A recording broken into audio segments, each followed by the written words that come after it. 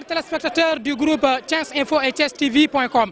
Nous sommes là aujourd'hui le 23 janvier 2015 ici à la gouvernance de Thiès pour assister à la marche des Jakarta. Cette marche qui aujourd'hui suscite beaucoup de polémiques ici dans la région de Thiès. Le Jakarta qui reste toujours un problème.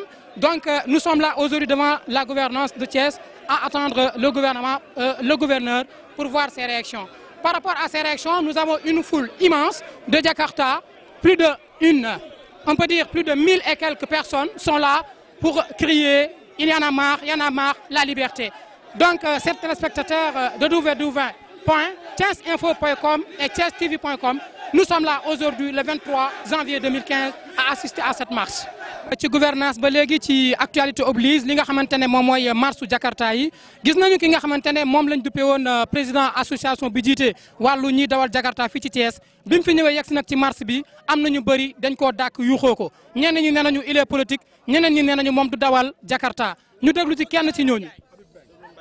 Oui, président Jakarta, ce soi-disant président-là, il n'est pas du tout président. Parce que nous sommes des conducteurs de Jakarta. Parce qu'on ne peut pas dire un vendeur de Feuguedjaï, je ne sais pas, nous aussi marché pour donner ce président. Parce que nous, on ne fait pas de la politique. Une politique, nous liguons. Nous liguons, comprends? Nous ne sommes pas des bandits, nous ne sommes pas des citoyens quand même.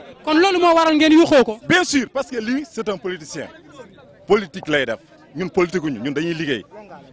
On est apolitique. bi Jakarta xew ba léegi gulet ñu gis marche Jakarta est-ce que tey gis nga ni waa ñëpp ñuy dawal Jakarta fii ci Thiès wuyu si nañ leen ci marche bi. majorité bi Thiès waay ñoo ngi fi parce que ñun marche ñu pour semer le bordel marche ñu pour def banditisme dañoo marche pour réclamer suñuy droit lu ñu soxla mooy que ñu laaj ñu ñoom lan la ñu soxla ñu wot ko. léegi yéen lan ngeen di xaar ci ñi nga xamante ne ñoom ñooy autorités yi ku mel ni gouverneur ak préfet ak ñi nga xam ne ñoom ñoo ngànk police bi. mais gouverneur mu wax ñu lii lañ soxla taxe la ñuy fay wala permis la ñuy ut wala assurance wala lii ñu xam bu waxee ñun ñu xam léegi ñu ko amul dans ce cas mën nañ leen teg si yoon c'est ça. sëñ bi gis nañu ki nga xam ne moom moo jiite Jakarta yi tey gis nañu bi mu fi ñëwee fii ci marche bi fii ci gouvernance am na ñoo xam dañ koy yuuxoo mu ànd ak ay daw yow lan moo si sa gis-gis. non sama gis-gis bariwu ci dafa nekk loo xam ne ay nit boo ànd ak ñoom da nga nekk seen biir. bu ñu amee lu naqari nga nekk seen biir bu ñu amee lu neex nga nekk seen biir du nekk fi di liggéey ndoog ñoom lu neex ñu jël ko lu naqari ñu féetewoo ko léegi dañoo war a wax ñun lan lañ war a wut pour liggéey parce que fi amul liggéey duñ fi nekk di wër di sàcc nañ wax lan la war a wut ñu wut ko ñu bàyyi ñu liggéey loolu dong la parce que doo nekk ci police bi AFP yi nekk fi une deux trois ñu génn di jàpp moto yi léeg-léeg ñu jàpp 100 léeg-léeg ñu jàpp 200 loolu c'est pas normal moto bu nekk 3000 francs 200 moto ça fait 600 000 léegi ñun nañ ñu bàyyi ñu liggéey wala bu ñu bàyyi ñu liggéey lépp luñ bëgg ñun dana lañ ci fekk c'est tout. donc bu la ko saaxee ndànk ban tiit bul tiit de waxal ndànk bu la ko saaxee bàyyi ñun Macky Sall lañ bëgg mu jot ci man loolu laay sama yéene loolu la. jël ma nu mu la. mooy ki nga xam ne moom mooy président bi jiite woy Jakarta yi ñenn ñi nee nañu moom dafa yor liggéeyu boppam ñeneen ñi nee nañu moom day politique yow nga ne am na loo xam ne message la boo bëgg a yónnee ki nga xam ne moom moo jiite réew mi ban message la. benn message la mooy ñun dañoo ñëw pour liggéey Thiès amul benn métier boo xam ne ñoo ngi ci buñ ci newoon du ñu nekk ci moto yi di liggéey ñun ñi di wax ak yow chauffeur laa yaa ngi dégg chauffeur laa sans permis ngi nii ñu gën wàll gi yëpp ay chauffeur lañ Macky Sall moom moo jiite réew mi fi na nii lii da koo neex moo tax ñuy ne ci ndax kilifa ci kër la ko neex lay doog ci këram mais pas lu ko neexul yaa ngi dégg mais Macky Sall ñun dañ koo fal suñuy carte d'identité moo ko dañ ko fateel gën wàll chauffeur Jakarta yëpp ñun ñoo ko fal kon dañoo war a mën a bàyyi xel ñun dañoo sonn lundi dañ ñoo jàpp mardi ñu toog mercredi ñu jàppaat ñu ba pare léegi dañuy jël seen oto di mbëkk moto yi pour lan léegi seen oto yi déglu ñu jël seen moto seen oto yi di mbëkk moto yi fu ñu ko teg lépp Macky Sall la. kon loolu mooy li amoon loolu mooy li nga xamante ne moom mooy loolu mooy séquence bi nga xam ne jotoon naa am. ñu am ñi nga xamante ne laaj nañ leen seen xalaat ci li nga xam ne mooy président bi léegi ñu jox leen dig daje fii ci kanam. lii mooy li nga xamante ne mooy marche bi képp ku wax transport nga wax gare routière ñu ngi fii ci buntu gare routière bu Thiès ñu bloqué circulation bi ba léegi ci wàllu marche Jakarta yi. léegi nag dañuy déglu kenn ci ñi nga xamante ne moom mooy Ablaye Ndiaye mu wax ñu tey nan la jàngatee bii bis di jeudi 15 janvier 2015. waaw salaamaaleykum mbokk yi ku ci nekk maa ngi lay nuyu sa turu sa sant suñu problème Jakarta mooy dañoo gis dëkk yu bari dañoo organiser seen i Jakarta am ay tableau di fay pétante di fay juuti di fay lépp amuñu benn problème la am mooy Thiès ñoo am problème ak police mënuñoo à chaque fois 2 jours 3 jours ñu ramasser suñuy moto ñu fay ñu ay 3000 francs 2000 francs c'est pas normal ñun boo ñuy jàpp dañuy jàpp ci jàpp boo xam ne jàpp bii da nga ñaan ñu lii nga ñu jàppee ñu xam ne lii nga ñu jàppee mais mënuñu ñëw nga jàpp ñu fay 3000 ñu bàyyi une semaine 2 semaines ñu jàppaat ñu 2 jours ñu jàppee kooku c'est pas normal te booy dafa bari ñoo xam ne du yoon moto di daw xel di ñëw ah moto dina toll lu mu toll 3e vitesse 4e vitesse nga dawal ko ñëw booy ñëw traversé nga mais suñ la mbëkkee responsabilité boobu kan moo koy gàddu ah mais du yoon monsieur le maire am na fi gouverneur préfet am na fi pour man loi boobu ñoom ñoo ko war a doxal mais police war na jël loi am boo xam ne teg ko ci kaw tali bi à 2 jours 3 jours ñu jàpp kon loolu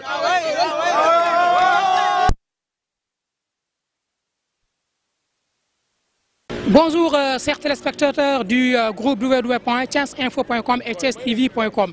Nous sommes là dans le cadre de la marche des conducteurs de moto Jakarta dans la région de Thiès. Après leur tournée qu'ils ont fait au niveau de la préfecture de Thiès et de la gouvernance de Thiès et aussi à la mairie de Thiès, ils ont atterri ici à la gare routière. La gare routière qui représente quand même le symbole du transport régional. Nous sommes là avec le chef de la subdivision des travaux des transports de la région de Thiès, qui est monsieur Alioune Gueye.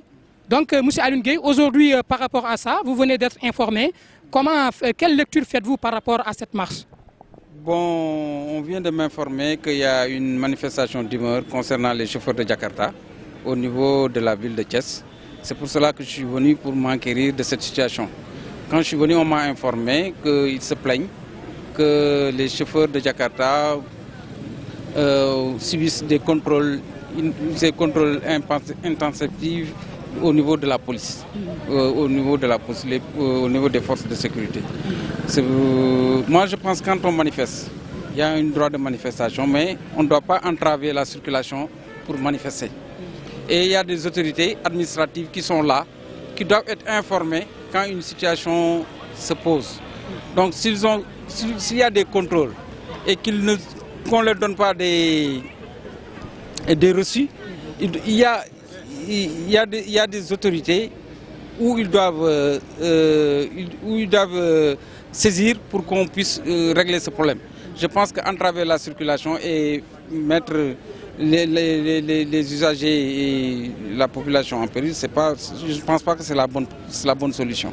Mais aujourd'hui, par rapport à leur réaction au niveau de la préfecture, parce qu'ils n'ont pas été reçus par le préfet, et aussi le gouverneur, parce qu'ils ont prétextant que la marche n'est pas autorisée, ils n'ont pas demandé cette marche. Mais vous, quelle est la lecture que vous faites par rapport au moto Jakarta qui ne doit pas quand même faire le transport ici à Thiès? Non, le moto Jakarta, il y a une réglementation, mais eux aussi, ils ne respectent pas la réglementation. S'ils respectaient la réglementation, les forces de police n'auront pas à les donner des contraventions concernant leur concernant le transport qu'ils font. Maintenant, eux, ils ne respectent aucune réglementation. Ils ne portent pas de casque, ils n'ont pas de permis de conduire, ils n'ont pas d'assurance, ils n'ont pas immatriculé leur véhicule. Donc, ils doivent être contrôlés comme tout autre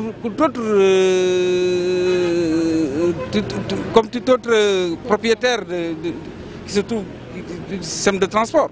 Je pense que vraiment, les autorités ont raison de ne pas les recevoir. Parce que c'est une marche qui n'est pas autorisée. Et quand ils veulent faire une marche, ils n'ont qu'à demander une autorisation au niveau des autorités administratives pour qu'on autorise la marche. Ce qu'ils ont fait, c'est illégal. En entravant la circulation pour ne pas permettre aux usagers de s'occuper de